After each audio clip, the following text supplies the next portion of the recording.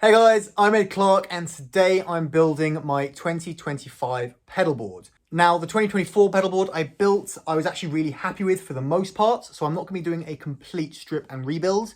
There's just some aspects of it, maybe 40% of it, that I think could be a bit better, so I'm going to try a slightly different approach. So this is the board pretty much as I had it for the majority of last year. If you've not seen the original build of this board, I'll put the links to the video at the top and in the description now if you want to go check that out. I'm always tweaking, so there are some changes, but basically this was the board. Now, the way I designed it was that there would be a question mark pedal here, which could be whatever I wanted to experiment with that particular time. So at the moment, we've got the Halcyon Blue from Origin Effects on there. I really like pretty much this layout with the wah, the octave, the Halcyon Gold over here, and the reverb and the infinite up here. These two will pretty much stay, but things like this and up here, not quite so happy. I've had a few issues with this board. The main one being the fact that this is, well, guarded so that I can't press that switch. The reason I've done that is because the HX Stomp is in that loop and the HX Stomp is getting used for pitch shifting. So I didn't want to accidentally turn it off, but I wanted the ability to take it out the loop in case there are any issues with it. Tied into that is the issue that I have with this doing the pitch shifting. While the HX Stomp does a great pitch shift, the trouble is because of where it is in the chain, it's after my overdrives, which means there's slightly more artifacts, or the artifacts are more noticeable in the final mix. So I want to try and replicate that. The reason I didn't move the HX Stomp earlier in the chain is because I'm using this for modulation and reverb effects, so they need to be after the overdrive. So I want to split up the functions of this. I want to have a dedicated pitch shifter pedal that will go at the start of my chain, and use something else to do the modulations and reverbs and whatever other effects I want to put in there. The other issue I have with this is I want to experiment with some more pedals. I've got one slot here, but I'd really like another one that's after my overdrives, so that if it was here, I could have it after the overdrives, do modulation reverbs, but I could also put it here and be before my main overdrive, but after my boost overdrive, should I want to do that. I just want to open it out so I can have a bit more experimentation with the boards because I'm a massive pedal nerd and I like messing around with pedals quite a lot. This is obviously going to mean losing the tremolo pedal that's up here, but I'm all right with that because I don't use it very often, and I'm kind of thinking that can go where the HX Stomp is in that kind of multitude of different pedals that be switching in and out. I'll come on to how I'm going to do that in just a moment. The other thing that's going to be lost is this flashback. This flashback is in the same loop as my solo boost on this loop here. The idea being to give a little bit of ambience to every solo. I don't think that's necessarily needed, and I think if I wanted more ambience, I've got the Hoff Mini and the Halo delay here, so if I did want to add more to a solo, I have that opportunity. So I think this is kind of just taking up space on the board and may not be necessary. Okay, so the changes that I'm planning on making. Well, I've got 4 new pedals here. What an exciting day for me.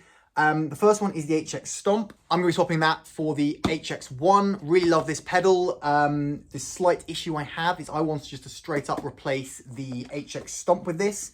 So I didn't have this and the switch up here for scrolling through the presets. Trouble is, you can't do the preset scrolling in the way I want with the HX1. So I'm going to have to keep this switch. Not actually the end of the world, because it turns out the flux control on the HX1 that I thought I was never going to use, I actually really love. If you haven't seen my video on that, I'll also link that below. So that handles the HX Stomp capabilities after my overdrives, now done with the HX1. But for the pitch shifting duties, I've gone for the classic Digitech Drop. Never actually used one of these, but I've heard nothing but good things about them. So I'm gonna try that at the start of my chain. Now, when I designed this board, I did not factor in the possibility of needing the external foot switch. So that is something I'm gonna have to try and figure out. I'll put my original design on screen now. As you can see, it is missing the Ampero switch. I've now got to try and fit that in somewhere. The other thing that I realized just a couple of days before making this video is that I have an always on reverb on the HX Stomp that I really like. I don't really like any guitar signals to be completely dry. So I'm gonna have to try and fit on another reverb. For that, I have the Landlord Banging Hangover. I picked that one because it's small, it's got a spring, a room, and a plate, I believe. So I've got some options to try and find the reverb that I like. Again, not exactly sure how I'm gonna fit that on, but we'll figure it out. Just to make it even harder to fit all these pedals on, I've fallen in love with the Marshall JVM pedal. Again, I've just done a review of this. I'll put the link in the description below. Absolutely love it. So I've got to fit it on. The trouble is, it is a very big pedal. So my idea of having 3 different pedals here that can be switched here, I'm going to struggle because one of my new experiments is a big pedal. So I would like to try and fit on the Tube Screamer Mini as well. That pairs really, really nicely with this Marshall, but I have no idea if I'm going to be able to make that fit. I have a vague idea of being able to fit either the Reverb or the TS Mini in this slot here, but the reason there is no pedal there is it is really tight to fit cables in, and the other one will go where this Trelicopter is, but that is just an idea. Yes, it worked on Pedalboard Planner when I made the design. Will it work in reality though? I don't know, but now let's get into a time lapse of me trying to build this pedalboard.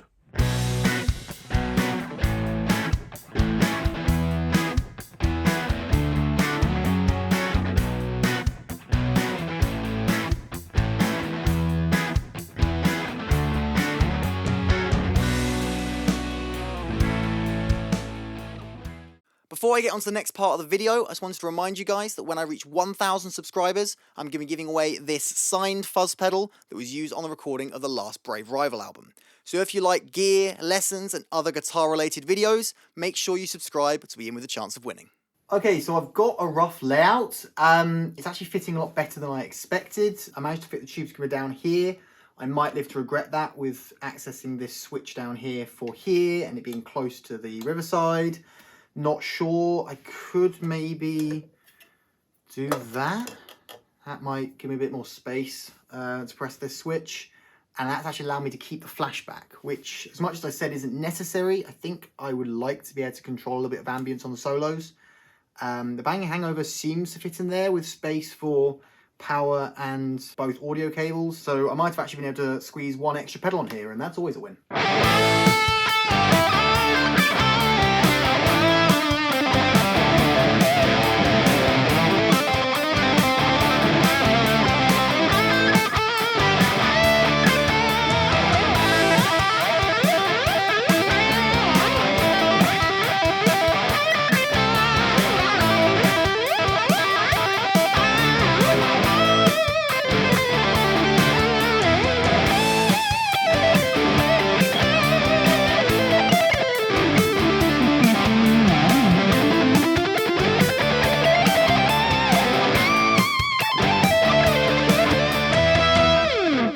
Okay, so the board is finished, as you can see. I had one big issue, which was with the Flashback Mini that I was going to put back on in this little space here. But unfortunately, there was some weird earth issue going on, so I was getting some quite excessive noise. I'm not sure if it's the pedal or the power cable yet. I haven't got enough spare power cables, but without that pedal, everything works, so I decided to just cut my losses and leave it as is for now. I don't desperately need that delay, as nice as it is to have. So let's go through the signal path. So first off is my wireless, the Shure GLX D1 Plus or 1.6 Plus, I can't remember. Obviously not using the wireless today, but it has a jack on the top that you can plug in if you want to just go via a cable like I am now, and that also acts as my tuner. Out of that, we go into the Digitech Drop, the first one of my new to me pedals, the second-hand one I found online. I'll just put a bit of overdrive on just so you can really get the idea of it. Essentially what it's set to do is drop everything by a semitone.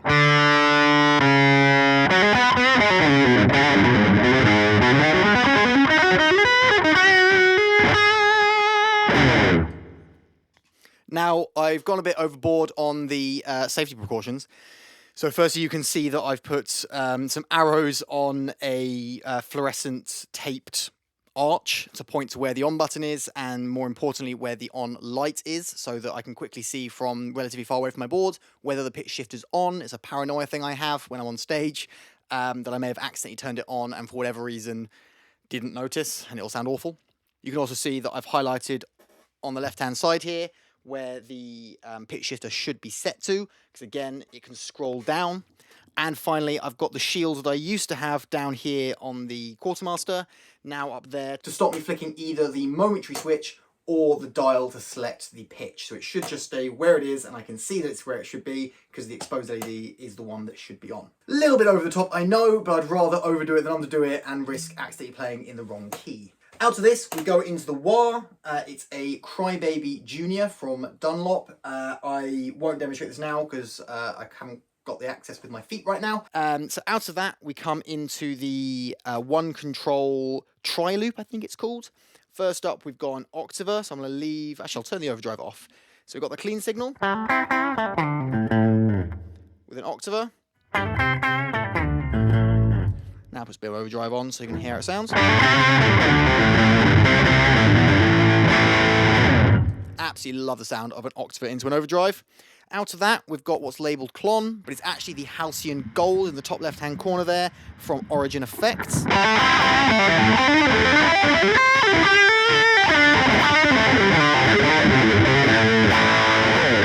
Very rarely gets used on its own. It's generally used to boost the Riverside. Out of there, we run into the Quartermaster.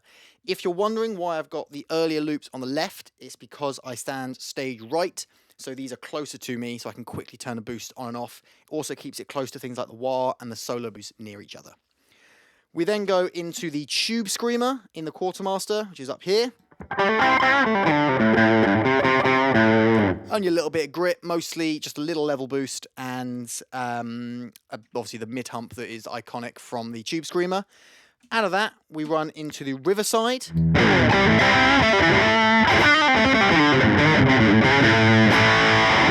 And you'll notice that LED is red. The reason being I've got it set to flip-flop so that when I press the JVM, it will switch to that and not leave both on, because they're both quite high gain pedals and it would probably go pretty messy if I had them both on. So now we've got the JVM by Marshall.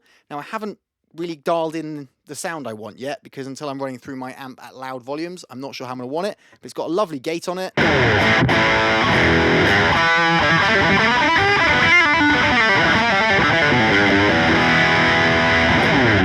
Really lovely, beefy, smooth overdrive. It sounds similar levels of gain to the Riverside, but it's just got a very different EQ curve, so I think it might be quite nice. Maybe it'll be a case of I use one for one gig, one for the other, depending on how it sounds at the time, or it might be I use different ones for different songs. I don't know yet. But I'll give you a little A-B just so you can hear how different the sounds are.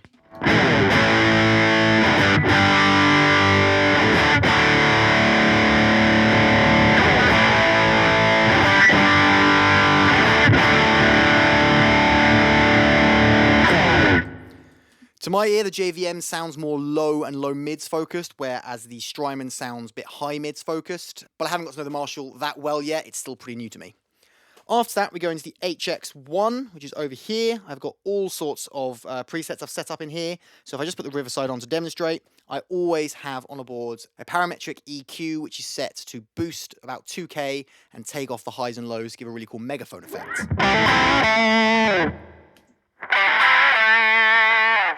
For those of you who don't know Brave Rival, I use this because it's a one guitar band, so there's no way I can go from one guitar to two guitars in a live setting.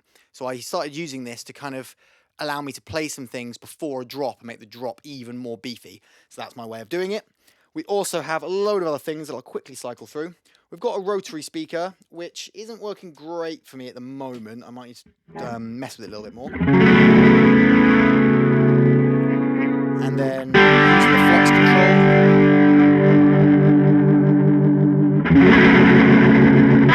We can go up to that faster speed. I've also got a script phaser, which is something I used to use on a song called Secrets that we're bringing back for this tour.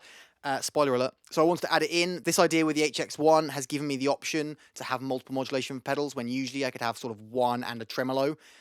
I'm not sure if you count tremolo as modulation. I suppose it is technically. But a really, really wobbly one and then a tremolo. Now I'm able to have a lot more. So I thought, why not? Sounds like this. I